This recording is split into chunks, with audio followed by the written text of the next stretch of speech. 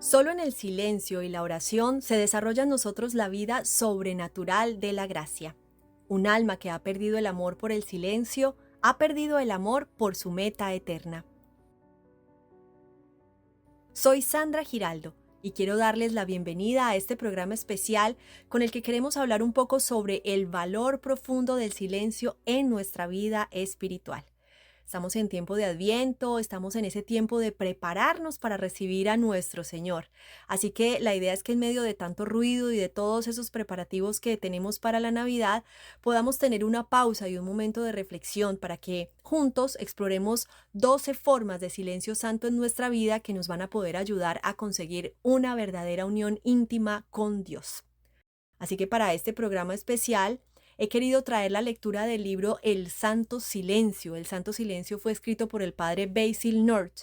Él es un sacerdote de la Orden de los Canónigos Regulares de la Santa Cruz, quien en la etapa inicial de su formación, eso fue hace más de 30 años, recibió una lista de 12 formas de silencio según la hermana María Aimé de Jesús. Ella fue una monja carmelita de Francia del siglo XIX y en esta lista, pues aunque era muy concisa, proporcionaba unas pocas frases de explicación para cada uno de esos 12 tipos de silencio. Así que esta lista le sirvió al padre como medio de examen de conciencia durante pues su etapa de preparación y de reflexión para pues poder avanzar en esa preparación que estaba para ser sacerdote. Así que años más tarde, cuando él ya fue ordenado, le pidieron que preparara un mini retiro para un grupo de carmelitas seglares. Entonces él, mientras estaba buscando todos los temas para ver qué les iba a dictar en el retiro, se encontró de nuevo con esta lista y empezó un proceso precioso de reelaborar, de interiorizar y de reflexionar todos estos 12 silencios, de tal forma que logró profundizar sobre esto y pues escribe este libro, esta obra que se llama El Santo Silencio, que va a ser la base de nuestra reflexión para este especial el día de hoy. La hermana María Aimé de Jesús, cuando estaba hablando de su reflexión de los 12 silencios, los introdujo con la siguiente frase: no hay otra palabra que resuma de manera tan singular la cualidad distintiva de la vida interior como el silencio. Abrazar el silencio es prepararse para la santidad. El silencio es la compañía en el camino. Así que esta mística espiritual y monja carmelita en el siglo XIX ya percibió esa necesidad esencial del silencio en el desarrollo de la vida de Cristo en nuestras almas.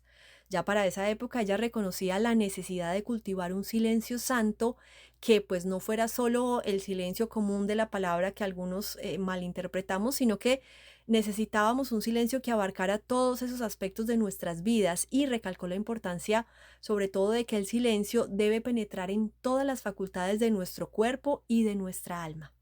Así que con esto podemos entender que el silencio santo es el único puente por el que se puede entrar en una unión más íntima con Dios. Entonces, todos aquellos que queramos, que deseamos progresar y profundizar en la santidad, debemos tratar y luchar por ejercitarnos en estas 12 formas de silencio santo. Primer silencio, el silencio de la palabra. Significa hablar poco con las criaturas y mucho con Dios. Segundo silencio, el silencio del cuerpo. Este implica observar silencio en el ritmo de nuestras vidas para que podamos ayudar a nuestras almas en el recogimiento interior. El tercer silencio es el silencio de los sentidos. Este nos ayuda a poner guardia a las puertas de nuestras almas. El cuarto silencio es el silencio de la imaginación. Este silencio nos ayuda a silenciar nuestras fantasías rebeldes. El quinto silencio es el silencio de la memoria. Este silencio nos ayuda a vivir en el momento presente, en el sacramento del momento presente. Tenemos el silencio número 6, que es el silencio de las conversaciones interiores. Este silencio nos ayuda a dirigir nuestro discurso interior a Dios que mora en nosotros. En el silencio número 7 tenemos el silencio del corazón.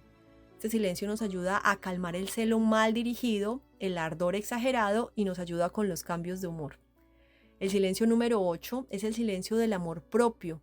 Este implica ordenar adecuadamente nuestro amor propio para prohibir la autojustificación.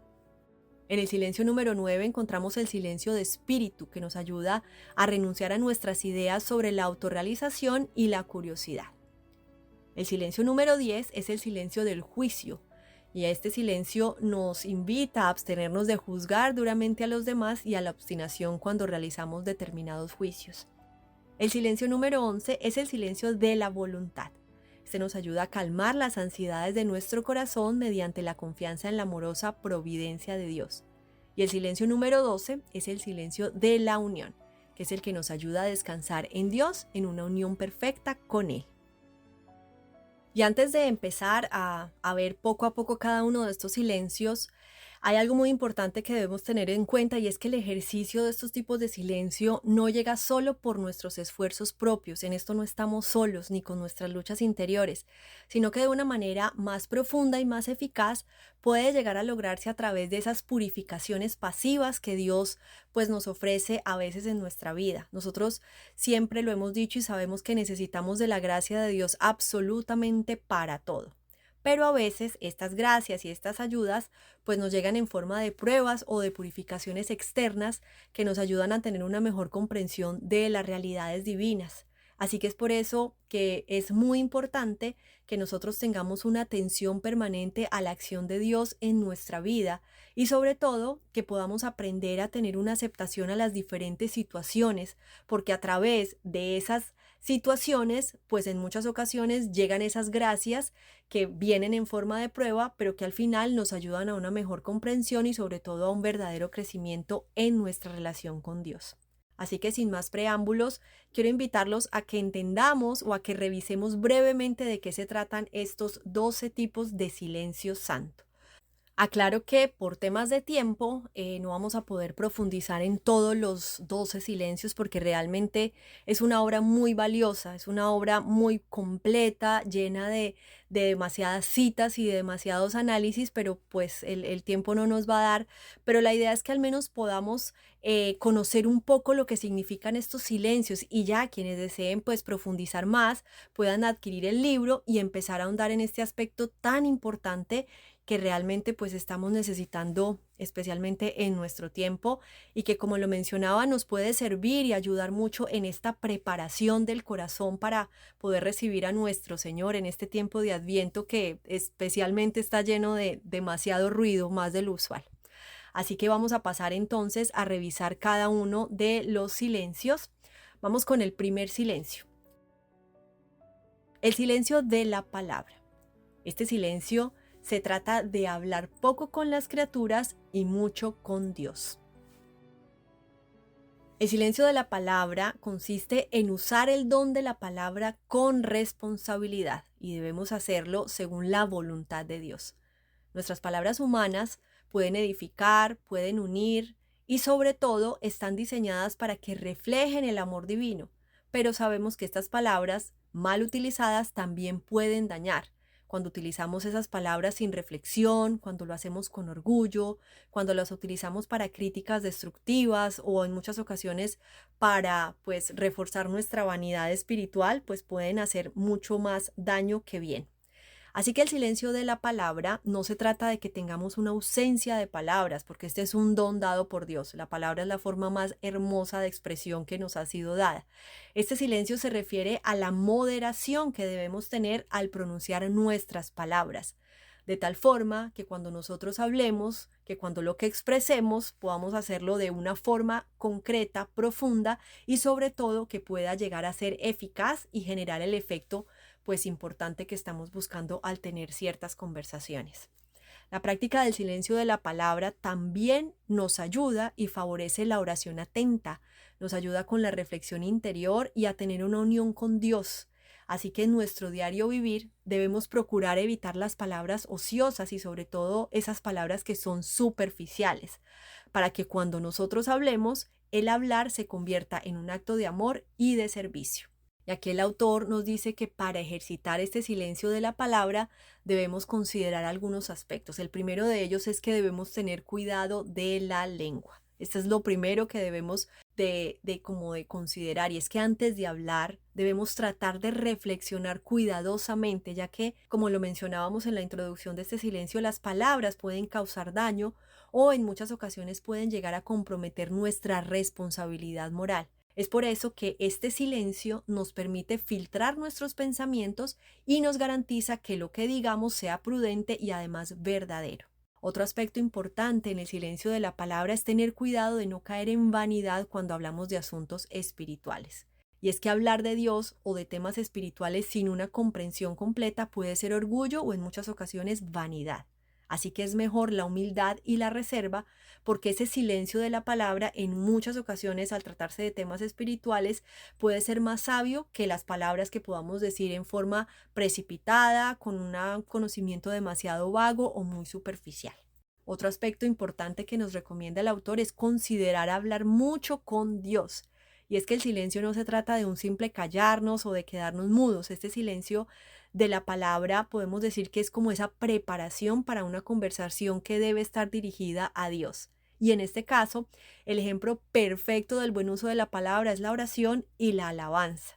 Ya vemos que en estos dos casos estamos utilizando nuestro lenguaje en prácticas que definitivamente nos van a ayudar a fortalecer nuestra relación con Dios, pero además nos van a ayudar también a ordenar nuestra vida espiritual de una forma pues más concreta. Otro aspecto que debemos tener en el silencio de la palabra cuando hablamos de la oración precisamente es que debemos prestar atención a la hora de orar, ya que no basta con recitar fórmulas o palabras mecánicas, y acá estamos muy acostumbrados a nuestras prácticas piadosas donde ya nos aprendemos las oraciones de memoria o realizamos una novena.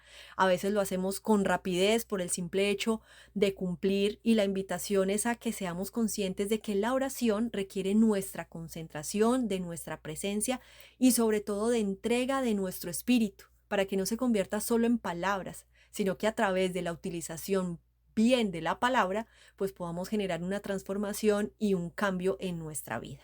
Así que en resumen, el silencio de la palabra nos va a ayudar a tener más enfocado nuestro corazón y nuestra mente, de tal forma que cada palabra que digamos va a tener más sentido, y cada palabra que digamos bien pronunciada también nos va a ayudar a ir aumentando la profundidad de nuestra comunicación con Dios.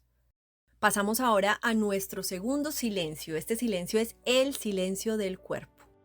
Este silencio nos invita a cultivar silencio en el ritmo de nuestras vidas para que podamos ayudar a nuestras almas en el recogimiento interior.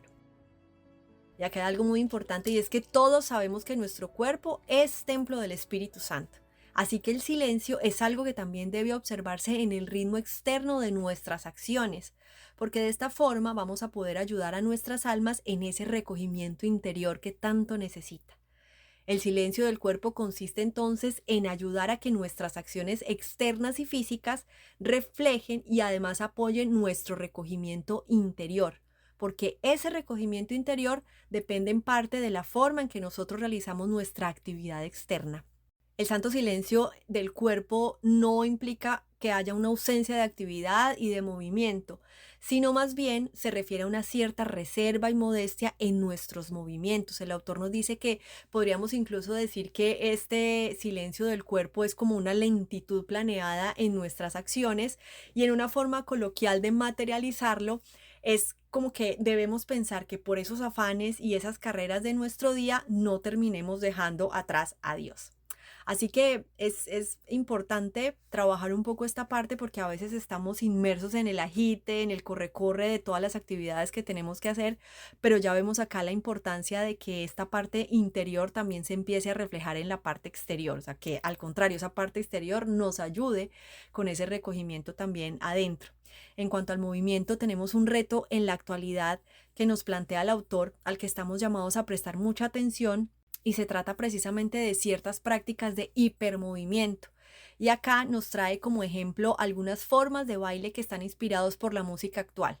Ya sabemos que la mayoría de la música actual pues inspira movimientos que son de carácter sexualizado, son caóticos, y que sin nosotros darnos cuenta está favoreciendo a una pérdida de conciencia, y además están incitando a profanar el cuerpo, ya que sabemos que es templo pues del Espíritu Santo. Estos hipermovimientos a los que podemos estar expuestos por la música actual lo que hacen es agotar el cuerpo, porque la actividad intensa y el exceso de estímulos lo saturan, y esto hace que el alma quede en un estado total de éxtasis, que hace que la conciencia se apague, y cuando la conciencia se apaga, pues queda anulada nuestra apertura espiritual. Así que por eso es muy importante prestar atención a este tipo de silencio para pues poder ayudar también a nuestras almas en el recogimiento. Otro aspecto importante en el silencio del cuerpo es cuidarnos de algo que se llama la asedia, que es una especie de pereza espiritual. Y esta asedia es como una tristeza que puede sentirse cuando estamos en presencia del bien, de algo bueno, o que se puede manifestar como una inquietud cuando intentamos entrar en la oración. Así que cuando esto llega, pues nos conduce precisamente a la hiperactividad, porque es como si se disparara un mecanismo de defensa que busca que nosotros hagamos muchas cosas, que nos inventemos tareas para llenar nuestro tiempo, y esto hace que volvamos a dirigir nuestra mente hacia las cosas del mundo y nos distraigamos de las cosas espirituales, que había sido el objetivo al tratar de concentrarnos en la oración. Y acá el autor nos trae una cita muy interesante de Blaise Pascal. Él afirmaba algo, y es que no hay nada que el hombre tema más que quedarse solo consigo mismo en silencio. El hombre huye constantemente de sí mismo, sumergiéndose en muchas actividades y distracciones. Y esto es algo que puede ocurrirnos también con las cosas buenas y caritativas que en ocasiones utilizamos como excusas para huir de esas dificultades en la oración. Finalmente, el silencio del cuerpo no se trata solo de tener salud, de tener paz, de tener calma, sino de alojar a Dios en nuestra vida y en nuestro cuerpo, haciendo de nuestro ser un verdadero templo del Espíritu Santo. Así que lo más importante para cultivar este silencio es que debemos tratar de evitar la prisa y algo muy importante, evitar esa hiperactividad, ya que sobre todo esto último nos puede separar de la presencia divina. En el silencio número 3 encontramos el silencio de los sentidos, y este silencio se refiere a poner guardia a las puertas de nuestras almas. El silencio de los sentidos consiste en el uso disciplinado de nuestros 5 sentidos: la vista, el oído, el olfato, el gusto y el tacto. Y acá el autor nos invita a tomar como ejemplo a la imagen de Santa Teresa de Ávila en el libro de las Moradas, donde nos hablaba del alma como un castillo interior. Entonces, los sentidos son esas principales puertas de acceso de ese castillo al mundo exterior. Así que la práctica de la custodia de los sentidos es un elemento fundamental en nuestra teología espiritual, que busca y nos ayuda a regular lo que puede entrar en ese castillo, que al final es la morada de Dios.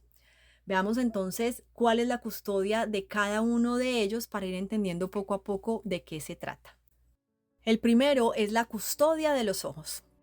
Y es que el ojo es la lámpara del cuerpo. Si tu ojo está sano, todo tu cuerpo estará lleno de luz. Pero si tu ojo está enfermo, todo tu cuerpo estará lleno de oscuridad.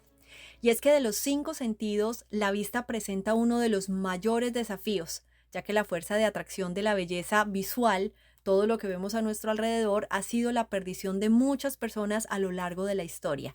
Así que la custodia de los ojos consiste en que podamos vigilar lo que miramos, porque la mirada influye directamente en el corazón. Como lo menciona el autor, por esa fuerza de atracción, la vista puede llevarnos al pecado cuando nosotros no la apartamos de lo que despierta nuestros deseos desordenados. Así que es muy importante que tengamos en cuenta que no se trata solo de evitar miradas lujuriosas, sino más bien de que podamos orientar los ojos hacia Dios. Es decir, lo que vemos debe ayudarnos a reconocer la belleza de todo lo creado. Por lo tanto, lo que miramos debe elevarnos al cielo y no distraernos de él.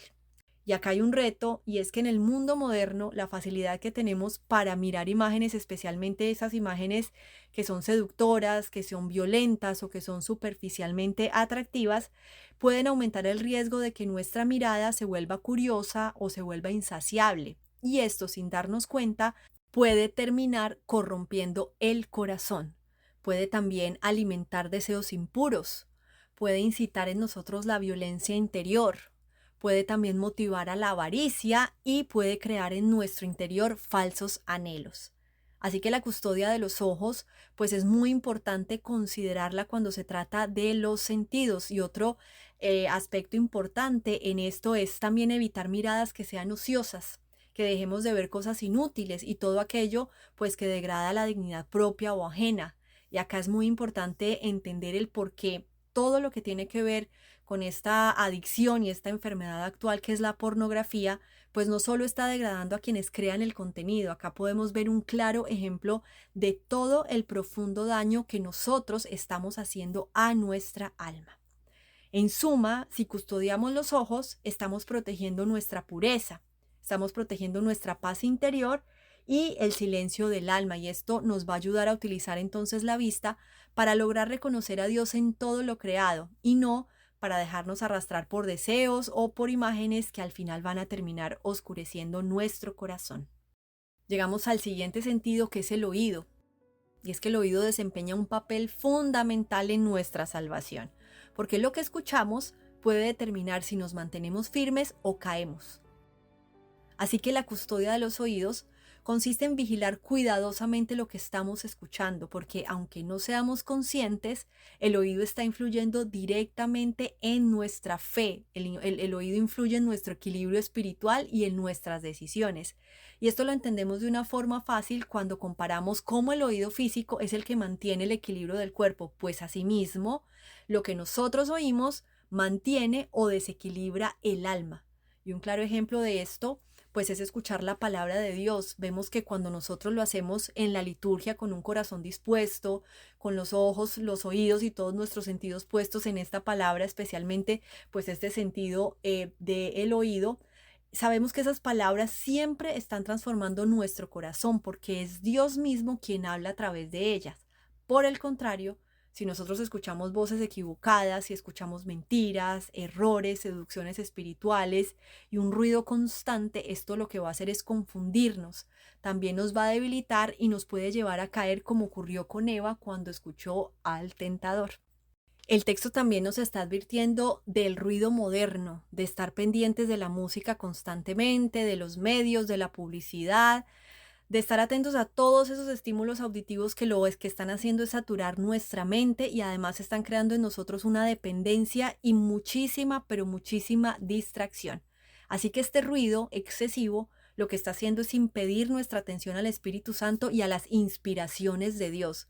¿Cuántas veces hemos escuchado que Dios habla en el silencio? Así que si nosotros no dejamos de escuchar todo este ruido, pues va a ser muy difícil que logremos escuchar a Dios, escuchar a nuestro ángel de la guarda y lo que Él tiene para decirnos a nosotros. Así que en resumen, para custodiar el oído, en primer lugar, debemos seleccionar con mucho cuidado y discernimiento lo que permitimos entrar en el alma a través de lo que estamos escuchando. Y en segundo lugar, tratar de evitar todo el ruido y todas las voces que nos están distrayendo. A veces llegamos a la casa, prendemos el radio, prendemos el televisor, tenemos el celular interactuando con él y sin darnos cuenta nos hemos acostumbrado y acomodado a todo ese ruido. Así que la invitación es que podamos ir moderando todo esto para que de nuevo podamos abrirnos a la palabra de Dios, que es lo que verdaderamente nos va a dar equilibrio, nos va a dar fe y una claridad totalmente a nivel interior. Nuestro siguiente sentido es el del gusto. Y es que Dios nos ha dado este sentido del gusto para animarnos a buscar el alimento corporal. Es como algo necesario que requerimos para poder mantenernos en este mundo y para poder vivir. Necesitamos de sentido de comer, de alimentarnos, y Él nos ha dado ese sentido del gusto como algo para que podamos disfrutar de lo que Él mismo ha creado para nosotros. Pero el problema es que ese sentido puede fácilmente desviarse por la indulgencia excesiva. Así que la custodia del sentido del gusto consiste en que podamos moderar el apetito para evitar que los deseos excesivos por la comida y la bebida pues nos creen una inquietud interior y nos creen como esa dependencia. El autor nos indica que la indulgencia excesiva nos puede generar distracción y un ruido espiritual, y que la mortificación moderada, como renunciar en ciertas ocasiones a caprichos, evitar comer entre comidas, no buscar gustos innecesarios, ayuda a calmar esos antojos y mantiene el alma libre para lo sobrenatural. El texto también nos enseña que ceder a los antojos los hace crecer, ya que los antojos se manifiestan como un tipo de inquietud del alma, mientras que negarlos pues los empieza también a debilitar. También nos advierte contra esas ansias artificiales, y esas son esas ansias que se crean por la cultura moderna a través de la publicidad, de los medios, de los comerciales, donde nos muestran las bebidas, los snacks, la comida basura. Así que debemos es tratar de cultivar esa sobriedad incluso a la hora de comer, ya que esto protege la claridad espiritual y el comer o beber en exceso va a embotar nuestra mente y va a abrir al alma a influencias negativas. Así que en suma, custodiar el gusto, el sentido del gusto, es vivir la templanza, evitando los excesos para conservar la paz interior y la apertura a Dios. Llegamos a la custodia del sentido del tacto. Y es que el tacto está creado para la percepción del calor y el frío. El sentido del tacto nos ayuda a diferenciar lo húmedo de lo seco, lo blando de lo duro, lo suave de lo áspero, y normalmente esto nos debería servir para preservar nuestro bienestar frente a peligros o frente a amenazas pues que pueden hacernos daño, que representen un peligro pues para nosotros. Sin embargo, lo que nos dice el autor es que la búsqueda de un exceso de comodidad en este sentido puede acarrear diversos problemas espirituales. La custodia del sentido del tacto consiste entonces en que evitemos la búsqueda excesiva de comodidad física, porque el afán por lo suave, lo cálido o lo confortable debilita el espíritu. Y acá tenemos el ejemplo, según los santos, que decían que complacer demasiado el tacto podría volver el alma blanda, la puede volver cobarde, inclinada a la lujuria y además, que esto es bien delicado, menos capaz de apreciar los bienes espirituales, porque está apreciando demasiado, pues los bienes terrenales.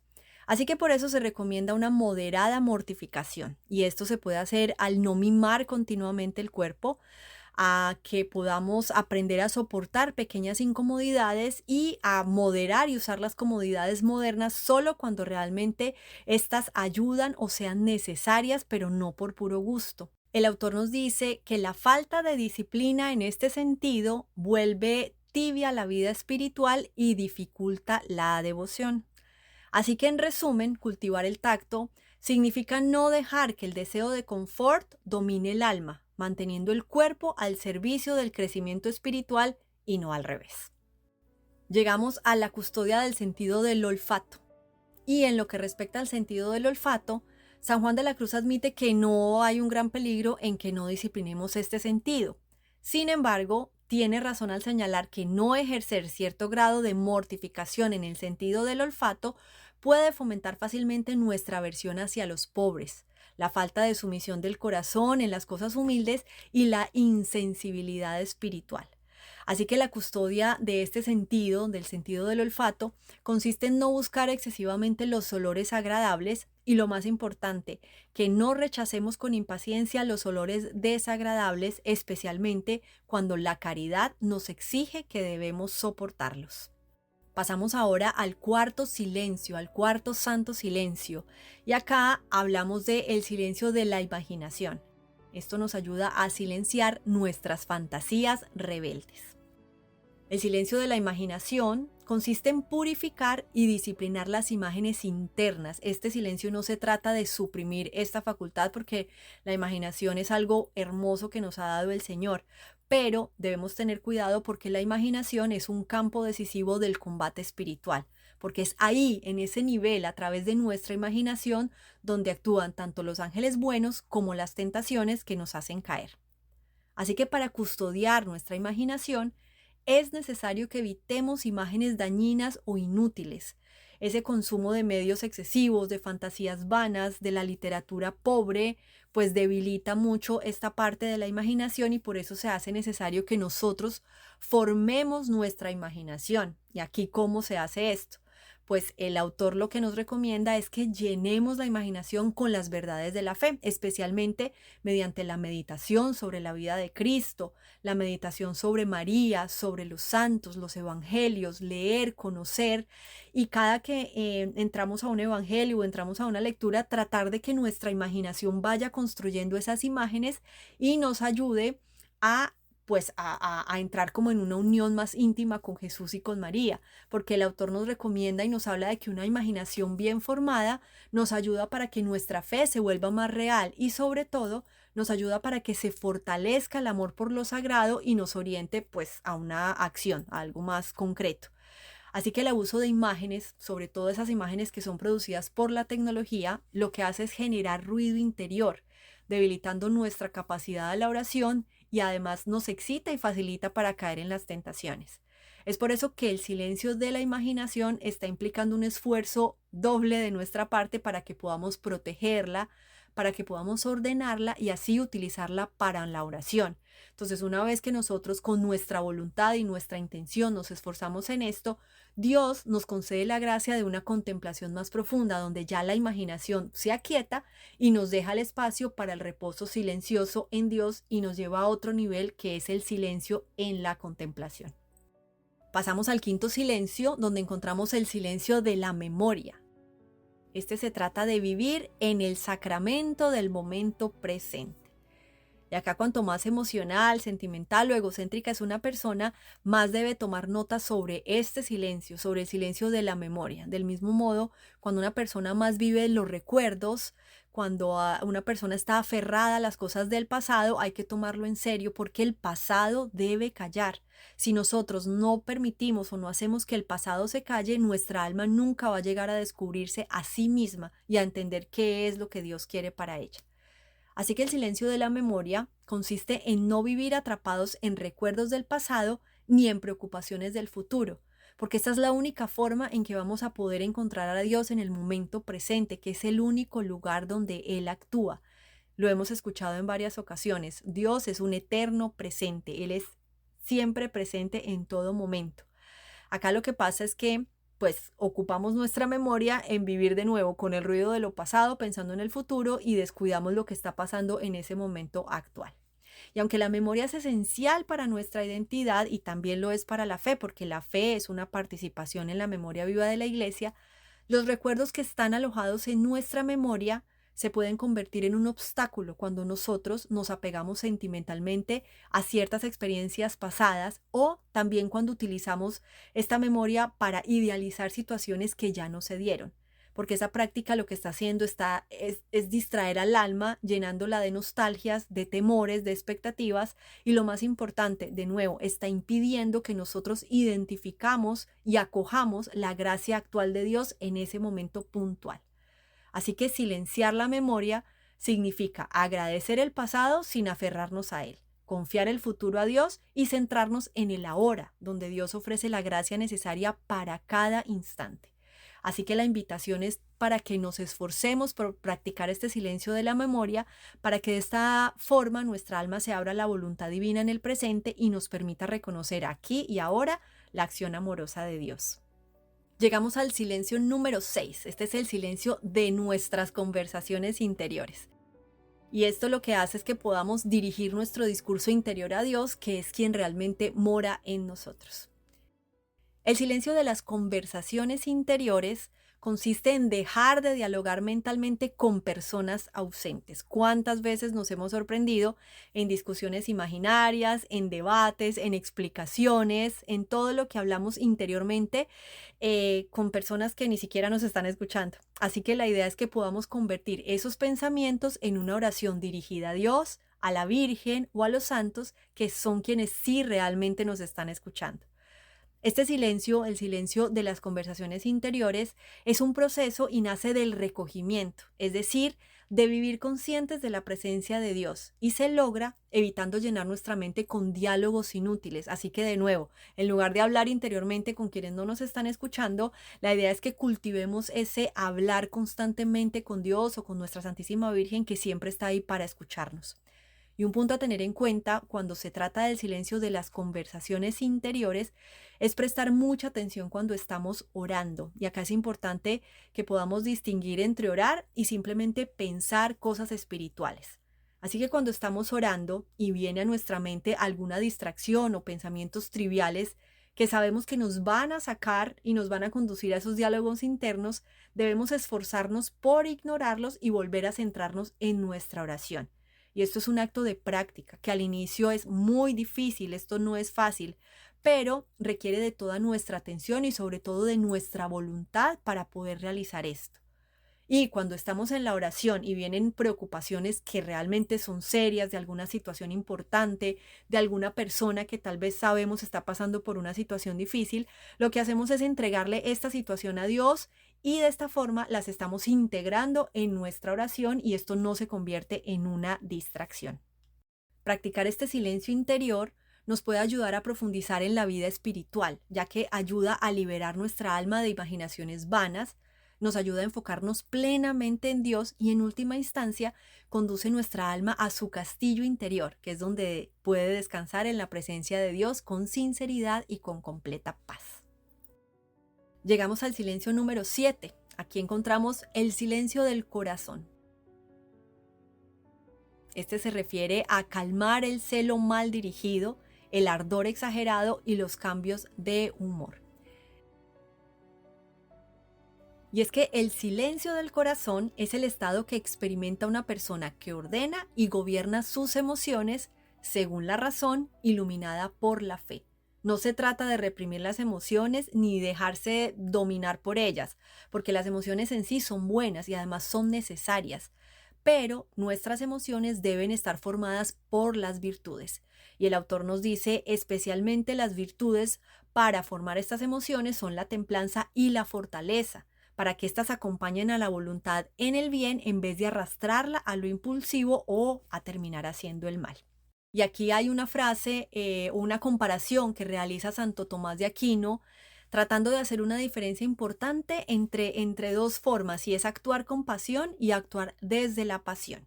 Entonces, cuando se actúa con pasión, la acción de una persona es motivada por una razón deliberada, es decir, por algo que se ha analizado, y cuando la expresamos, pues va acompañada de una emoción que es totalmente razonable.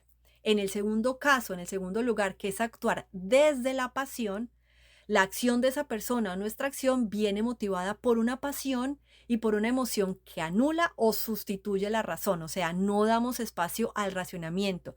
Y esto lo notamos cuando nos damos cuenta que terminamos diciendo algo que no queríamos decir y usamos esa frase de hablé sin pensar. Es porque ahí actuamos desde la pasión y no con pasión. Así que es muy importante tener en cuenta, como lo mencionaba, las emociones son buenas, pero deben siempre estar reguladas. Este silencio del corazón implica como una proporción emocional, porque nos ayuda a sentir lo que corresponde en la medida correcta, sin frialdad, pero tampoco con excesos.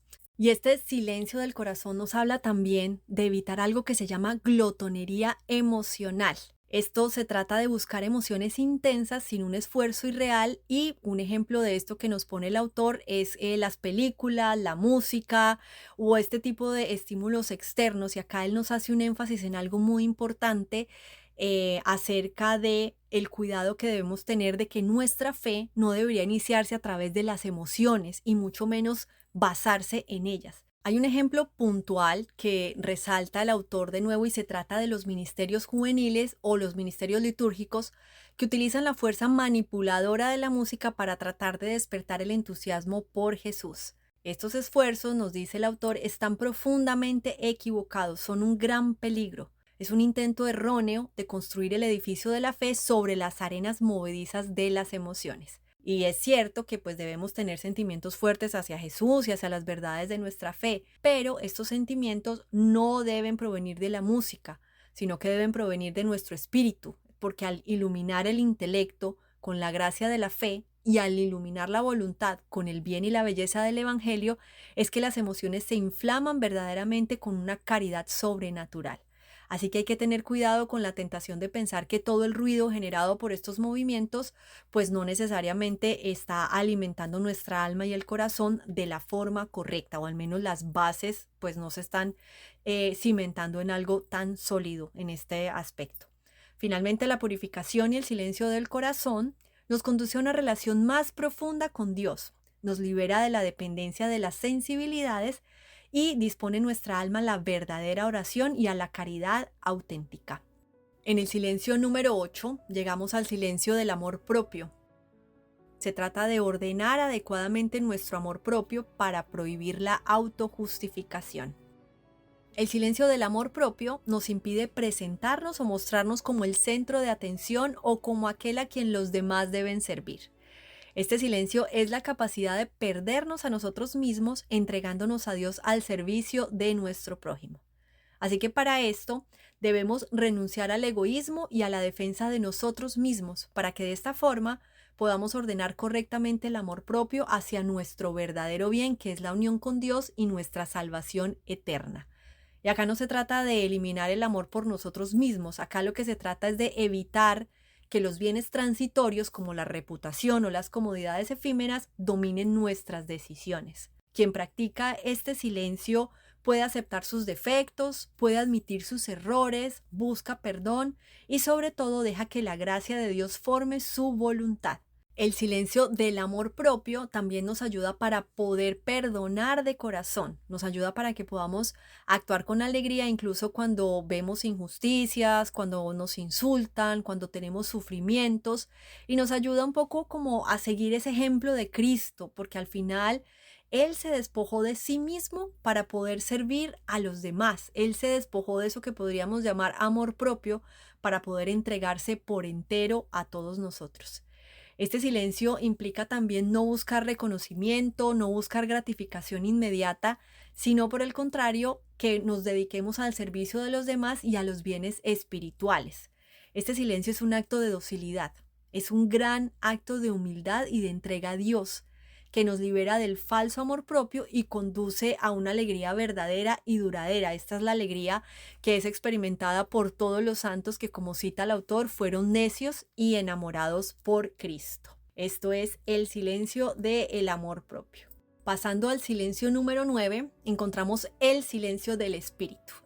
Este se trata de renunciar a nuestras ideas sobre la autorrealización y la curiosidad.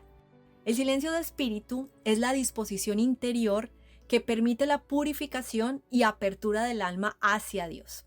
Y esto se logra mediante dos tipos de purificación. Primero, las purificaciones activas, que son esas prácticas pequeñas de mortificación. También es la renuncia voluntaria que realizamos a través de nuestras propias decisiones de renunciar a ciertas cosas. También se logra a través de meditar sobre la creación, meditar sobre los misterios de la fe. Y estas purificaciones activas están preparando al alma para la unión con Dios y además la están disponiendo al desapego del deseo de conocimiento o de gratificación personal. Estas son las purificaciones activas, es decir, lo que nosotros con nuestra voluntad decidimos hacer como un pequeño grado de mortificación o renuncia voluntaria a algunas cosas. Tenemos también las purificaciones pasivas, que son esas experiencias de vacío, esas tribulaciones o esas privaciones que Dios permite en algún momento de nuestra vida para despojarnos de lo que es superfluo. Esto nos ayuda a fortalecer la generosidad y nos ayuda a comprender nuestra dependencia total en Él. Así que para poder cultivar este silencio del espíritu, esto implica tener un asombro y una fe reflexiva. Esto es lo que hace que nosotros estemos abiertos a esa comprensión y a esa meditación sobre Dios. Otro aspecto importante para el silencio del espíritu es un recogimiento interior.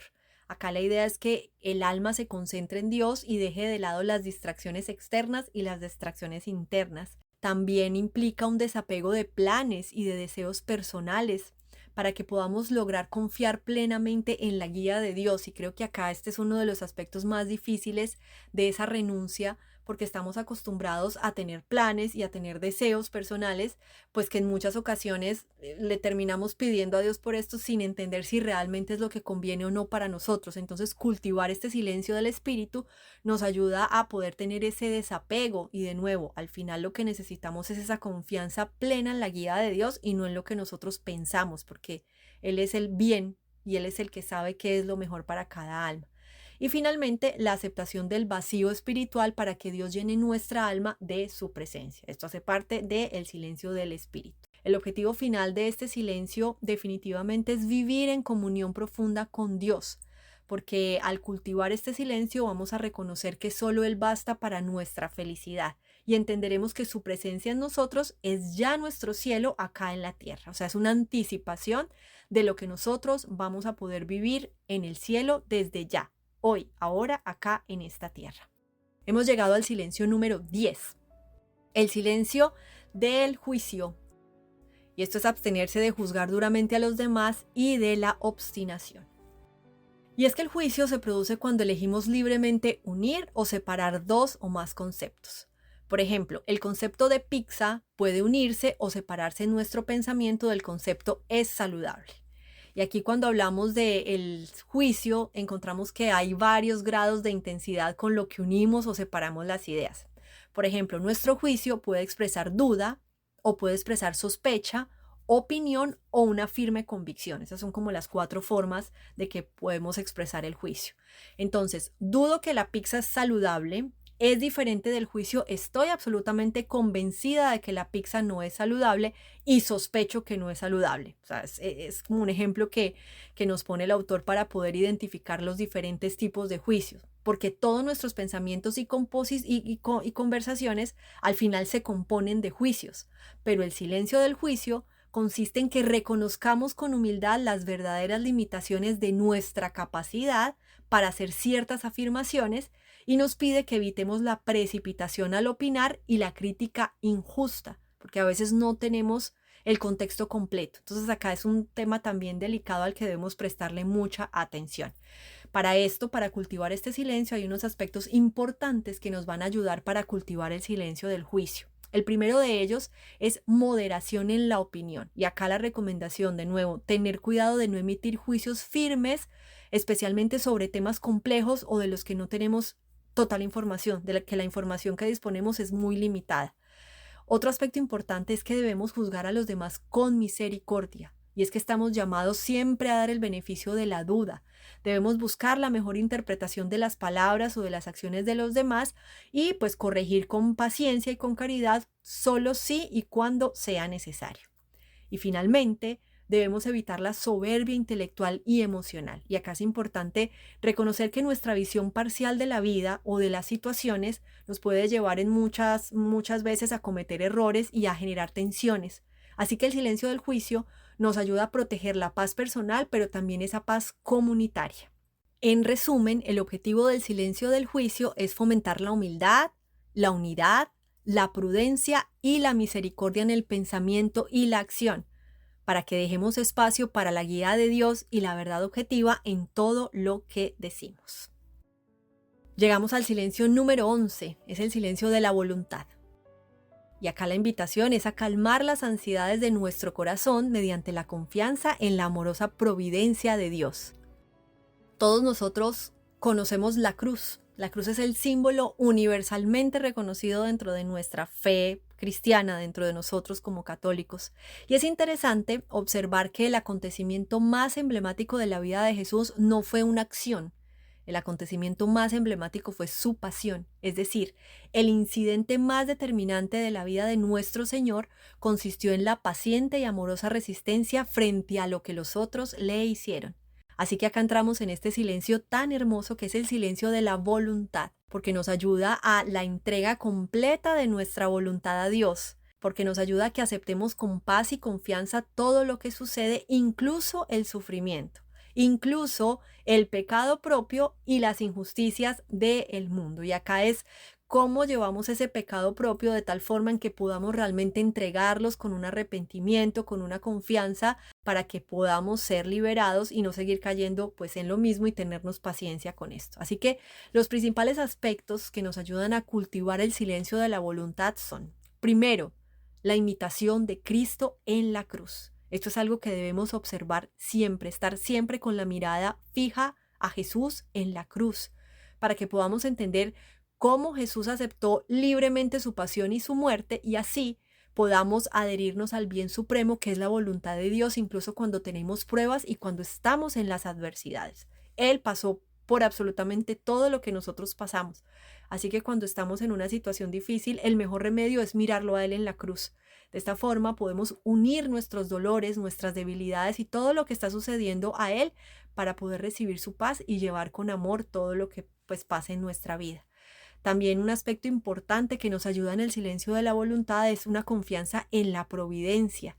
Y acá estamos invitados a reconocer la mano de Dios detrás de todos los acontecimientos, sin aferrarnos a deseos personales ni intentar coaccionar a Dios. Y otro aspecto en este silencio de la voluntad es esa actitud que debemos tener ante el pecado y ante la tentación. La actitud que debemos tener no debe ser de desánimo, debemos luchar con constancia y sobre todo con una contrición sincera. Debemos evitar la ansiedad, la desesperación, confiar en la gracia de Dios para levantarnos tras cada caída porque Él siempre nos está esperando. Otro aspecto importante es la aceptación de las injusticias y el mal. Cuando vemos las tragedias, las injusticias, los escándalos, estamos llamados a mantener siempre la paz interior e incluso llamados a llegar a ese momento en que podamos combinar el dolor y la esperanza, porque es el momento en el que estamos confiando en que Dios hará surgir el bien de todo mal, no importa lo que estemos viendo, no importa lo que está pasando, sabemos y confiamos plenamente en que Dios siempre saca un bien de cualquier mal. Así que esa aceptación de las injusticias y el mal son un aspecto bien importante al hablar del silencio de la voluntad. Finalmente, hay otro aspecto que es la humildad y el abandono, y es reconocer nuestra limitación para comprender los planes divinos. Este va ligado al anterior. Y estamos llamados acá a aceptar con fe que todo, incluso el mal aparente, contribuye a un bien último.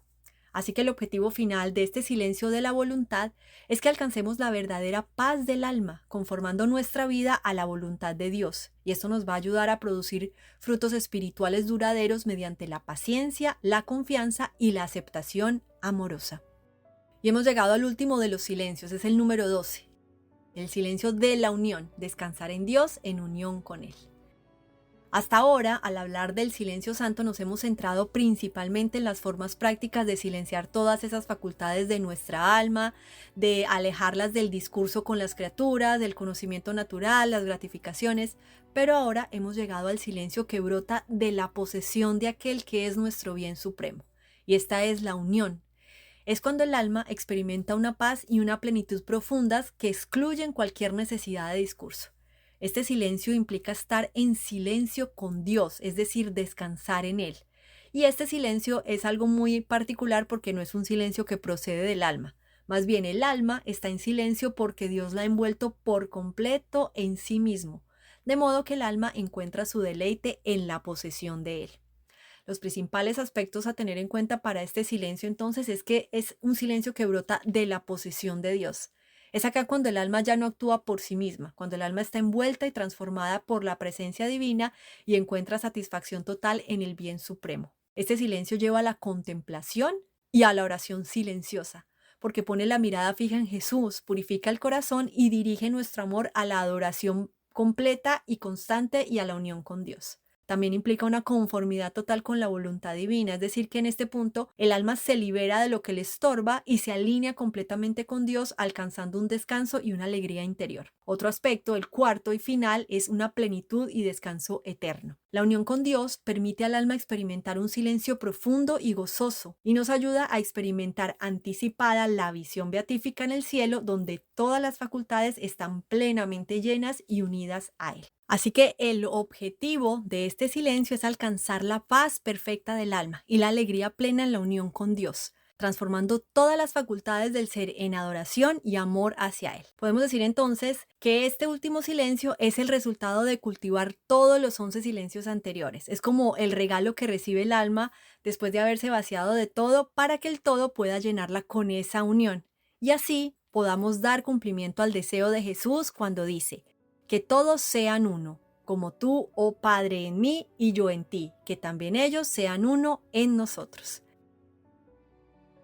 Queridos oyentes, y llegamos así al final de nuestro encuentro en este tiempo de Adviento donde hemos reflexionado sobre el santo silencio. Mi deseo es que cada momento de nuestra vida nos siga acercando más a Dios y que en este Adviento podamos aprender a escuchar su voz en la quietud de nuestro corazón. Bendiciones.